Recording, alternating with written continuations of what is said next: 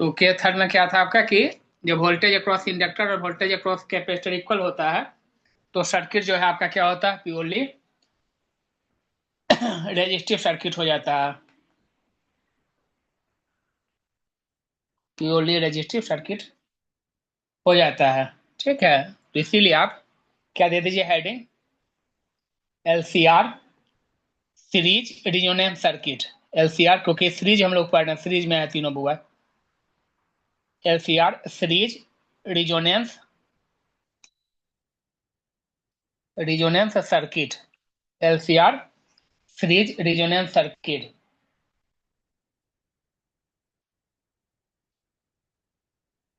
ठीक है, हेडिंग डाल दिए।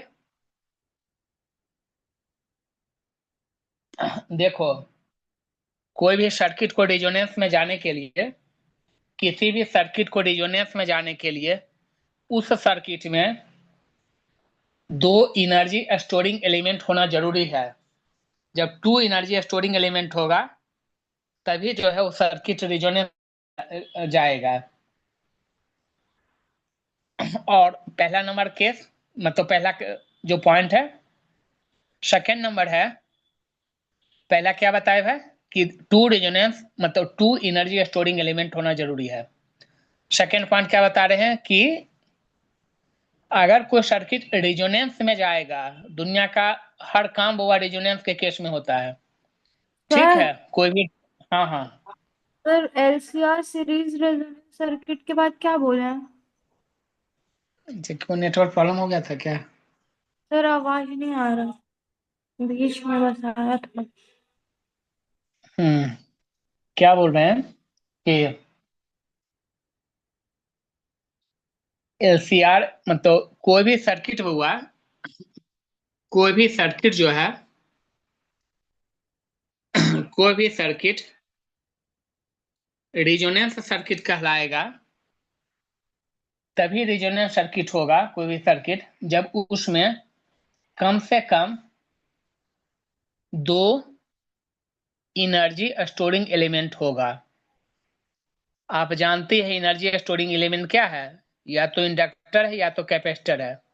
रेजिस्टर एनर्जी स्टोर नहीं करता हुआ, आप पीछे पढ़ चुकी है। इंडक्टर जो है मैग्नेटिक एनर्जी स्टोर करता है, जबकि कैपेसिटर इलेक्ट्रिकल एनर्जी स्टोर करता है। तो कोई भी सर्किट रिजोनेंस में तभी जाएगा, एनी इलेक्ट्रिकल सर्किट जो है रिजोनेंस में तभी जाएगा जब वो सर्किट में टू एनर्जी स्टोरिंग एलिमेंट से कंसिस्ट होगा, उस सर्किट में प्रेजेंट होना चाहिए। साथ में रिजोनेंस कंडीशन में तभी जाएगा। ठीक है, कोई भी सर्किट रेजोनेंस कंडीशन में तभी कहलाएगा जब आपका सोर्स करंट जो होगा और सोर्स वोल्टेज जो होगा दोनों सेम फेज में आएगा। तो देखो, हम कंडीशन क्या क्या बता रहे हैं कि भाई रेजोनेंस में जाने के लिए दो एनर्जी स्टोरिंग एलिमेंट जरूर होना चाहिए। इसका मतलब प्योरली इंडक्टिव सर्किट की बात करोगे, प्योरली कैपेसिटिव सर्किट में सिंगल एलिमेंट है इंडक्टर, बहुत सिंगल है कैपेसिटर, तो वो रेजोनेंस में कभी नहीं जाएगा। प्योरली रेजिस्टिव सर्किट की बात करेगा, रेजोनेंस में कभी नहीं जाएगा। एल आर सर्किट की बात करेगा, एल तो है energy storing but R energy storing नहीं है, तो एल आर सर्किट कभी रेजोनेंस में नहीं जाएगा। आरसी सर्किट की बात करेगी, आर एनर्जी स्टोरिंग नहीं है, सी एनर्जी स्टोरिंग है, नहीं जाएगा रेजोनेंस में, क्योंकि दो एलिमेंट जो है एनर्जी स्टोरिंग होना चाहिए तभी रेजोनेंस में जाएगा। समझ में आ रहा है बात क्या हम बताने का प्रयास किए? हाँ सर। हाँ, तो एक दो पॉइंट पहले लिखेंगे फिर हम लोग आगे बढ़ते हैं। थोड़ा फास्ट लिखिए। लिखेंगे for occurrence of the resonance in any electric circuit, for occurrence of the resonance in any electric circuit, comma, circuit should consist of circuit should consist of two energy storage element. Circuit should consist of circuit should consist of two energy TWO2, two energy storage element, two energy storage element. Next point लिखिए, the circuit is said to be resonance, the circuit is said to be resonance. Circuit is said to be resonance when source current is in phase with source voltage. When source current is in phase, source current is in phase with source voltage. Source current is in phase with source voltage. Source voltage. Next लिखेंगे the frequency at which the frequency at which XL मतलब inductive reactance equal to XC capacitive reactance. The frequency at which XL equal to XC is called as resonance frequency. Is called as resonance frequency.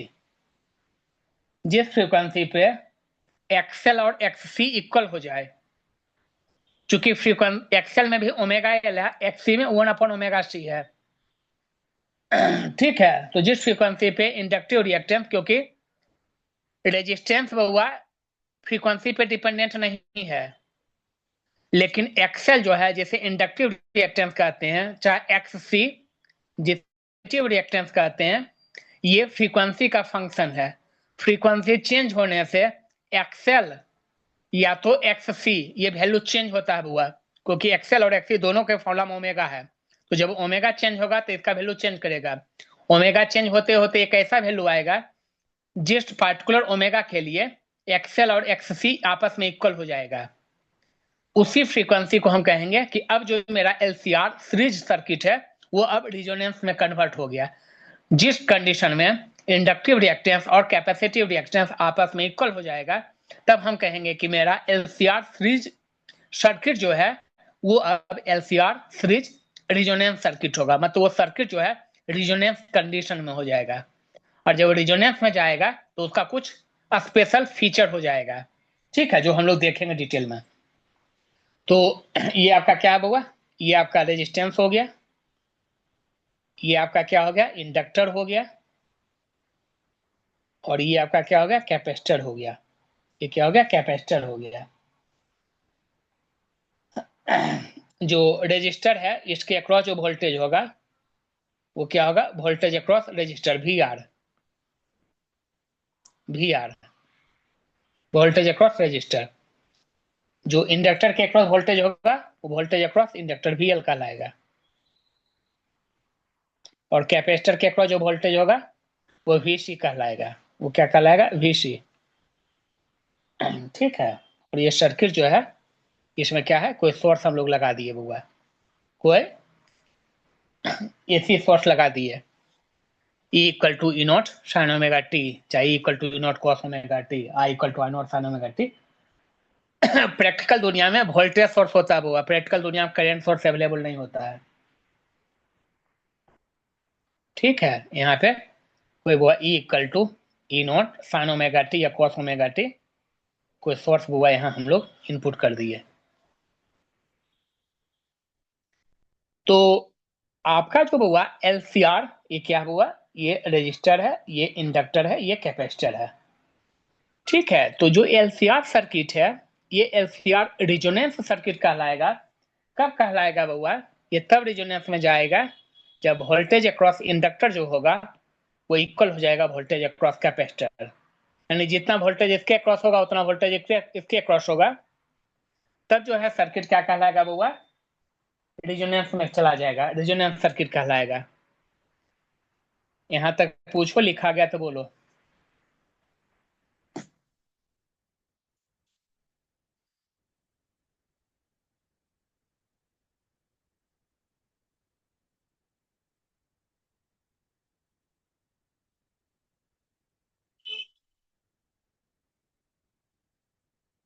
Sir जी लिख लिया यहाँ तक.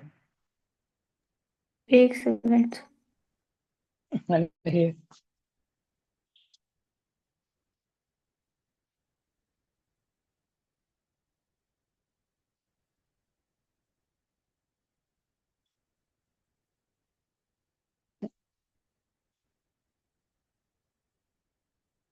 हाँ sir, हो गया. Voltage across inductor equal to voltage across capacitor. Voltage क्या होता है वो भी इक्वल टू आई आर। क्या होता है आई आर? तो आई, चूंकि वो करंट तो सब में सेम ही जाएगा, सीरीज में है, जो करंट रेजिस्टर में जाएगा वही इंडक्टर में वही कैपेसिटर में। आई आर, आर क्या होता है इंडक्टर का? एक्सएल होता है, इक्वल टू वी सी। भी इक्वल टू क्या होता है? I R. आई आर क्या है वो यहाँ पे एक्स सी है। आई से आई कैंसिल हो गया दोनों तरफ, तो क्या हो गया बउआ? XL equal to X C. XL equal to X C. लिख ली यहां तक? हाँ सर। आई कैंसिल कर दीजिए। एक्सएल क्या होता है बउआ बता पाएगी? एक्सएल क्या होता है? सर क्या बोले, एक्सेल मतलब एक्सेल का नाम? नहीं नहीं, वैल्यू। ओमेगा, ओमेगा सी के टर्म्स पे। हाँ हाँ, मतलब ओमेगा एल होता है, एक्सेल ओमेगा एल, हाँ। Inductive XL value omega L है, और एक्स सी क्या होता है? Omega C. Omega C. XL equal to omega L and X equal to omega C. Omega को एक तरफ ले जाएंगे और एल को इधर ले आएंगे, omega into omega, omega square हो जाएगा, इक्वल टू 1/एल को इधर ले आए ओमेगा जगह 1/एल सी।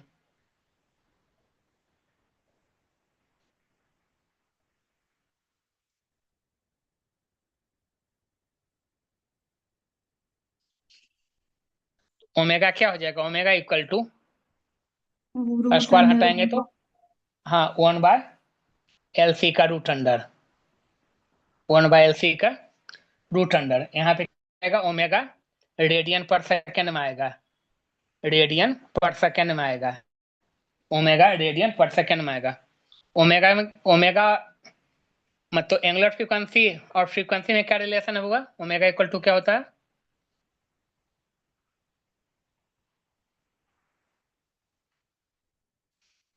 कोई बड़ा चीज तो नहीं पूछ दिया, बोलो भैया सर क्या सही। बोले? एक सेकेंड। ओमेगा और एफ सीरीज में क्या रिलेशन है?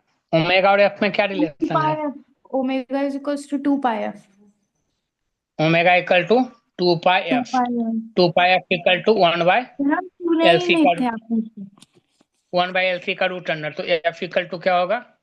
1/2 पाई 1/एल सी का रूट अंडर। ठीक है, बोर्ड के एग्जाम में इनफाइनाइट टाइम पूछा गया है, ओमेगा चाहिए वाला। ठीक है, यहाँ पे क्या हो जाएगा? फ्रीक्वेंसी, यहाँ रेडियन पर सेकंड में ओमेगा होता है, फ्रीक्वेंसी किस में होता है? हर्ज में। फ्रीक्वेंसी किस में होता है? हर्ज में।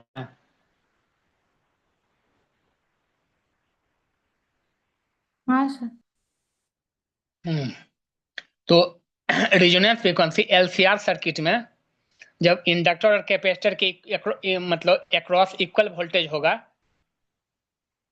तो क्या हो जाएगा? तब ये रिजोनेंस में सर्किट चला जाएगा। जब रिजोनेंस में चला जाएगा तब क्या होता है कि जो इंडक्टिव रिएक्टेंस और कैपेसिटिव रिएक्टेंस का वैल्यू इक्वल हो जाता है, ठीक है, और उसके करस्पॉन्डिंग जो फ्रीक्वेंसी होता है वो 1/2 पाई 1/एल सी। मतलब इस फ्रीक्वेंसी को ये सर्किट जो है क्या करेगा? रिसीव कर लेगा बउआ। इसी फ्रीक्वेंसी को ये सर्किट क्या करेगा? रिसीव करेगा, और अदर फ्रीक्वेंसी को रिजेक्ट कर देगा ये सर्किट। ठीक है, ये सर्किट अदर फ्रीक्वेंसी को रिजेक्ट करेगा, सिर्फ इसी फ्रीक्वेंसी को एक्टिवेट करेगा, यही फ्रीक्वेंसी को। ठीक है, और ये फ्रीक्वेंसी कहाँ से आ रहा है? ये फ्रीक्वेंसी आपका, चूंकि वो एक्सएल और एक्सी फ्रीक्वेंसी का फंक्शन है, तो एक पार्टिकुलर फ्रीक्वेंसी के लिए ही एक्सएल और एक्सी इक्वल होगा। सारे फ्रीक्वेंसी के लिए, जिस फ्रीक्वेंसी के लिए एक्सएल और एक्सी इक्वल होगा वही फ्रीक्वेंसी इस सर्किट का रिजोनेंस फ्रीक्वेंसी कहलाएगा। ठीक है, और यही फ्रीक्वेंसी का निकालना रिजोनेंस 1/2 पाई 1/एल सी का रूट अंडर, यही फ्रीक्वेंसी जो है इसको रिजोनेंस में कन्वर्ट करेगा ये पूरे सर्किट को। चूंकि बउआ एलसीआर सर्किट का जो इम्पीडेंस होता है जेड, वो होता है R² plus XL minus XC का होल स्क्वायर का रूट अंडर। चूंकि हम रिजोनेंस का केस देख रहे हैं, रिजोनेंस के केस में क्या है आपका? एक्सएल का वैल्यू एक्ससी के इक्वल है, एक्सएल का वैल्यू एक्ससी के इक्वल है, तो जेड बराबर क्या होगा? एक्सएल माइनस एक्सी 0 हो जाएगा, R² का रूट अंडर यानी क्या होगा, जेड इक्वल टू आर होगा। यानी क्या होगा, इम्पीडेंस जो होगा वो प्योरली रेजिस्टिव होगा, और इम्पीडेंस का वैल्यू चूंकि वह कुछ प्लस होता तो ज्यादा होता, ये जीरो हो गया टर्म, तो वह सबसे कम आएगा, तो Z equal to R. Sir हाँ हाँ। ये आईसी क्या है? क्या चीज बोली? आईसी क्या है? आईसी कहाँ लिखे हैं, वो एक्ससी है, आपको दिख रहा नहीं होगा। वो नहीं वो नहीं वो नहीं, जेड तो इज इक्वल्स टू आर, उसके बगल में आईसी इम्पीडेंस। आईसी नहीं है, डेटीज लिखे हैं, वो है डेटीज। जेड इक्वल टू आर, डेटीज impedance will be minimum, impedance will be minimum। ठीक है, ये टर्म जीरो होगा, आर स्क्वायर का रूट अंडर आर होगा। यानी कि ये भी प्रॉपर्टी याद रखना है। क्या याद रखना है कि रिजोनेंस सर्किट के केस में इम्पीडेंस मिनिमम हो जाता है। इम्पीडेंस क्या है, मिनिमम हो जाता है। चूंकि इम्पीडेंस मिनिमम हो गया हुआ, तो करंट का वैल्यू क्या होता है, ये सारा काम हम रिजोनेंस के लिए कर रहे हैं बुआ। करंट जो है, चूंकि इम्पीडेंस मिनिमम होगा तो करंट क्या होगा, मिनिमम होगा कि मैक्सिमम होगा? सर इम्पीडेंस मिनिमम होगा तो करंट करंट भी मिनिमम होगा। रीजन? लेकिन यहाँ सर तो ऐसा नहीं नहीं क्या कहते हैं, करंट मिनिमम नहीं होगा, करंट मैक्सिमम होगा। तो क्या भांगून क्योंकि खाई हुई थी जो बोल रही थी? फिजिक्स में बउआ कोई नहीं भी सर, चीज बोलो, कोई भी चीज अगर बोलो, तो आप पहले फॉर्मूला एनालाइज करो। बिना फॉर्मूला के कोई चीज इंस्टेंटली मत लो। आप 10 सेकेंड टाइम लो, 20 सेकेंड लो टाइम जरूर, ठीक है, लेकिन बिना फॉर्मूला के आप कोई भी डिसीजन मत लीजिए। जब एकदम फॉर्मूला याद नहीं पड़े तो आप सोच सकती है, क्योंकि विदाउट फॉर्मूला अगर बोलोगे वो गलत नहीं होगा, कभी सही नहीं हो सकता फिजिक्स में। फर्स्ट वाई यार। करंट आपका क्या होगा, मैक्सिमम होगा। मैक्सिमम क्यों होगा, क्योंकि करंट जो होता है वो वोल्टेज अपॉन इम्पीडेंस होता है। क्योंकि इम्पीडेंस जो है मिनिमम है, इस कंडीशन में क्या है, मिनिमम, जेड मिनिमम मिनिमम से है, इसीलिए वह करंट मैक्सिमम होगा। ठीक है, और वो वैल्यू भी अपॉन आर होगा, क्योंकि एक्सएल और एक्सी एक दूसरे को कैंसिल करके जीरो बना देता है, तो प्योरली रेजिस्टिव होता है।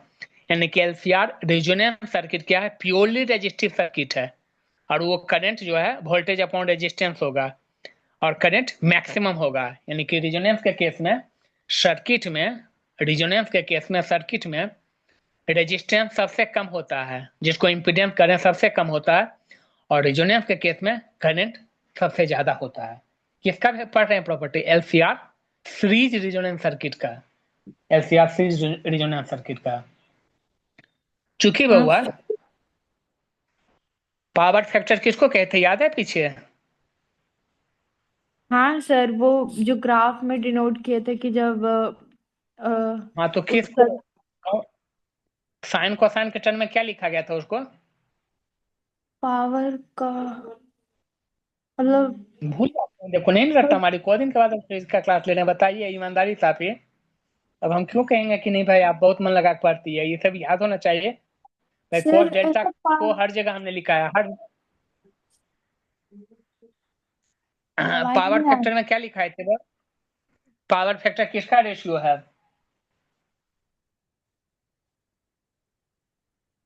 Power sir. फैक्टर मैडम जी किसका अ, रेशियो है?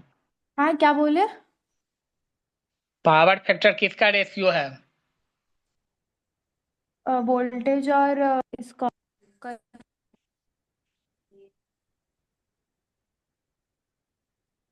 बोलो। वोल्टेज और करंट, आवाज नहीं आ रहा सर? वोल्टेज और करंट का रेशियो पावर फैक्टर है। हाँ। कहाँ लिखा है बताओ तो कहीं पे। सर ऐसा निकाल, जब ग्राफ निकाल रहे थे तो वैसे ही करके निकाले थे ना, पहले वोल्टेज का फिर करंट का, तब उसका ट्वाइस आया था देखो जहाँ पावर। ग्राफ है, हमने हर जगह बुआ, हमने इंडक्टर में भी कैपेसिटर में भी एल आर आर सी सब सर्किट में हमने लिखा है पावर फैक्टर, हर एक जगह हमने फॉर्मूला लिखा है ट्रायंगल को देख देख के। ठीक है, देखो तो कहाँ पे हम वोल्टेज और करंट का रेशियो निकालें, कहीं दिखाओ एक जगह। नहीं नहीं है कहीं। नहीं तो क्या है तो बताएगी बउआ। अब देखो, हम तो पूछेंगे ना, पिछले 2-3 दिन से आपसे पूछ रहे थे करंट पड़ रही है। मतलब फिर हम- रेशियो क्या मतलब हमको नहीं समझ में आ रहा। नहीं, पावर फैक्टर क्या है मैडम जी? हमने 10 जगह लिखाया या 20 जगह लिखाया अभी तक में। आप ई बताइए, हम नहीं नॉट जानते साइन हैं। ओमेगा टी और आई नॉट साइन ओमेगा टी। नहीं नहीं, पावर फैक्टर एक रेशियो है बउआ। Form factor, peak factor, power factor, हम 3 फैक्टर लिखा चुके हैं पीछे। हाँ, पीक फैक्टर फॉर्म फैक्टर ये सब का तो पता है। पावर फैक्टर एवरेज वैल्यू निकाले थे। नहीं, अब नहीं बताएगी तो हम इसमें क्या कर सकते हैं। जहाँ पे हमने ट्रायंगल लिखा निकाला है, ठीक है, तो जहाँ पे आप यहाँ पे जाओ पीछे, कहाँ जाओ जहाँ आरसी सर्किट लिखा है, आरसी सर्किट जाओ तो पीछे के क्लास में हम्म। आरसी सर्किट जहाँ हम खत्म किए थे एलसीआर जस्ट पहले। आर सी है। हाँ सर। आरसी सर्किट गई, वहां पे 3 गो ट्रायंगल बनाया है, voltage triangle, impedance triangle, power triangle. हाँ अच्छा, हाँ पावर फैक्टर। पावर फैक्टर के वही आगे क्या लिखा है? ऐसा कॉस डेल्टा करके लिखे थे, उसके बाद आया था ये आरसी सर्किट का वैल्यू पी बाय एस। नहीं, पी बाई एस नहीं, आप मैडम जी इसको ये कहिए पावर फैक्टर क्या है। तो अगर कोई पूछेगा तो क्या देखो लिखा हुआ, V R upon R, sorry V R upon V, voltage across resistor cos. Upon हाँ। Total voltage. फिर आपका क्या है, आर अपॉन जेड। हमने एकदम बार बार स्टेट दिया था, यहाँ नहीं। जब पहली बार हम पावर फैक्टर का डिफिनेशन पीछे लिखा हुआ है मैडम जी, हमने पावर रॉ, पावर आर आर आर हमने 10 बार बोला था इसी कर करके। ठीक है, जो हाँ। आदमी नशा में नहीं रहेगा ना, उसको एकदम दिमाग में याद आ जाएगा कि अगर हमने पावर रॉ रॉ रॉ क्यों बउआ, क्योंकि form factor, peak factor, power factor में अगर हम पढ़ रहे थे हमको कंफ्यूजन हो जा रहा था, तो निश्चित तौर पे अगर आप पढ़ रही है तो आपको भी होगा, आप भी भूलेगी। तो पावर रॉ रॉ रॉ हमने 10 बार बोला था, आर आर आर इसका मतलब आर रेजिस्टेंस अपॉन इम्पिडेंस। तो कुछ भी अगर पूछा जाए कि पावर फैक्टर क्या है, तो भाई पावर फैक्टर कॉस डेल्टा है। डेल्टा क्या है? लीड और लैग बउआ, कितना एंगल से करंट लीड कर रहा वोल्टेज से या वोल्टेज लीड कर रहा करंट से, यही कुछ ना कुछ है। तो कॉस डेल्टा को हम पावर फैक्टर कर रहे हैं, ठीक है, यानी कितना एंगल से लीड या लैग है उसी का कॉस साइन फॉर्म जो है उस एंगल का, वही पावर फैक्टर है। एक्चुअल में पावर है फैक्टर है क्या, तो voltage across resistance upon total voltage, या तो resistance of that circuit upon impedance of that circuit, या तो आप जो बोल रही है कि active power upon reactive power, जो भी पी बाई एस। तो कम से कम कुछ नहीं होगा, तो ये तो कम से कम बहुत आसान है, पावर रेजिस्टेंस अपॉन इम्पीडेंस का रेशियो है, या voltage across resistance upon total voltage, ये तो बोल सकते हैं आप। ठीक है, ये वाला मान लेते हैं टफ होता है कभी कभी बोलना, पी बाई एस। बोलो, अब हम गुनाह वाला बात बोल रहे हैं आपको। बोलिए सर जी, समझ में आ गया चीजें? हाँ सर, नहीं सर कुछ नहीं, अच्छा था मतलब। नहीं क्या, तो ये सब क्यों नहीं याद है मैडम जी, सर बताइए बाद में कहो। हम ना बहुत हाँ? खींच पीट करके लिखे हैं, हम सच बता रहे हैं। तो इधर ना मतलब हमको ध्यान ही नहीं आया, हमको वो लगता है ये हम। नहीं सर देखिए, जी, आप वीडियो देखते हैं, वीडियो में तो कम से कम सब कुछ क्लियर दिख रहा होगा। पता ठीक नहीं है कैसे आप, दिमाग से हट गया अभी इसको ये किया है, मतलब ऐसा कि दिखे ऐसा। रिकॉल कीजिए। हम बोलते तो हैं ना, आप मेरी बात नहीं मानती है, सिर्फ एक बात मेरी मान लो, कोई बात मेरा मत मानो, सिर्फ एक बात मान लो। जैसे हाँ। देखो बउआ, ठीक है, अब हमको मेरा बोलने से टाइम बर्बाद हो जाता है।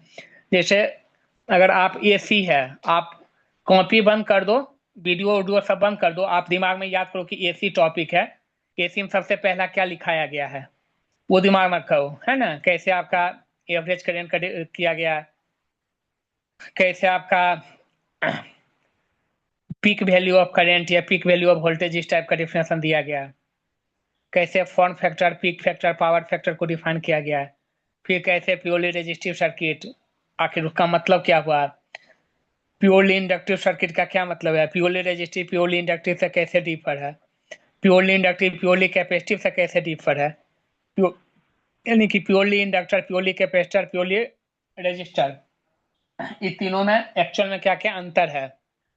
ठीक है, ये चीजें हैं। उसके बाद तो एलआर सर्किट, आरसी सर्किट, उसका क्या कैरेक्टर है, क्या हम पढ़ने से का मतलब फिजिकल मीनिंग क्या हुआ, क्या कैसे करंट वेरिएशन है, क्या क्या उसमें हमें याद रखना है जो सिलेबस के बेसिस पे है ना, जो भी करवा रहे हैं ऑलमोस्ट सिलेबस का चीज है, इसमें कोई ज्यादा हम एक्स्ट्रा इधर उधर नहीं कर रहे हैं, 2 से 5% मैक्सिमम हम एक्स्ट्रा इधर उधर कर रहे हैं, अदरवाइज पूरा टोटली एकदम आपके एनसीईआरटी बेस्ड चीजें, समझे। तो कॉपी बंद करके बउआ जब तक आप नहीं सोचोगे, क्योंकि फिजिक्स वो प्योर थिंकिंग का चीज है, और थिंकिंग करना हर के बस के मतलब दिमाग के बउआ कंट्रोल की बात नहीं है। लेकिन जो इंसान कॉपी बंद कर करके सिर्फ वो 10 मिनट में एक एक टॉपिक को याद कर लेगा कि देखो इस यहाँ पे ये पढ़ना, यहाँ ये पढ़ना, यहाँ पढ़ना, सवाल ही नहीं कि वो भूलेगा कभी हुआ, सवाल ही नहीं है। लेकिन अगर आप कॉपी बंद करके रिकॉल नहीं कर पा रही है, मतलब आपने बहुत दिल लगा के नहीं पढ़ी है, दोबारा पढ़िए, ठीक है। हर एक वो 15-20 मिनट के बाद जब पढ़ती है ना, तो कॉपी बंद करो, और क्या बोलता फिर रिकॉल करो कि 20 मिनट का जो मैंने चीज पढ़ा क्या वाकई मेरे दिमाग में मूवी की तरह प्रिंट हो गया। क्योंकि फिजिक्स वो सेम है, फिजिक्स केमिस्ट्री रट्टा मारोगे भूलोगे, ठीक है, मैथ में भी कर सकते हो, वो उसी ही माइंड गेम है टोटली। तो जो माइंड गेम खेलेगा ना, उसके लिए मतलब वो पढ़ाई बहुत आसान होगा, एकदम एकदम एकदम वेरी वेरी सिंपल, समझिए। तो कभी भी कोई भी टॉपिक पढ़ो ना, आधा घंटा पढ़ो, कॉपी बंद करो, आधा घंटा में जो चीज है क्या हम रिकॉल पा कर पा रहे हैं, नहीं कर पा रहे हैं, क्यों नहीं, कौन सा टॉपिक हम पढ़ते थे मेरा दिमाग भटक गया जो रिकॉल नहीं हो पा रहा चीजें। हर जीनियस इंसान के पास सिर्फ यही क्वालिटी है बउआ,